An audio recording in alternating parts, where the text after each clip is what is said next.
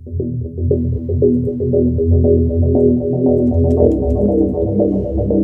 Al-Qassam, sayap militer Hamas, kembali menembakkan rudal jarak jauh dalam jumlah besar ke Israel pada Minggu 26 Mei 2024. Serangan rudal Hamas itu pun sukses menembus kubah besi Israel dan menghantam kota Tel Aviv. Akibatnya warga panik dan lari kocar-kacir menyelamatkan diri. Kepanikan warga Israel itu beredar di media sosial. Dalam sejumlah video juga menunjukkan para wisatawan yang asyik berjemur di pantai pun tunggang-langgang mencari perlindungan. Sementara di atas langit tampak rentetan rudal Hamas bergemuruh dan siap menghantam wilayah tersebut. Sirene peringatan pun terdengar tanpa henti seusai belasan rudal Hamas itu menembus sistem pertahanan udara Israel.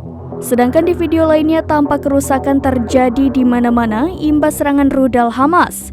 Dilansir dari tribunnews.com, serangan rudal besar-besaran ke Tel Aviv itu telah dikonfirmasi oleh Brigade Al-Qassam. Brigade Al-Qassam mengklaim serangan rudal di Tel Aviv itu merupakan aksi balasan terhadap Israel yang kini makin intensif menyerang warga sipil di Gaza.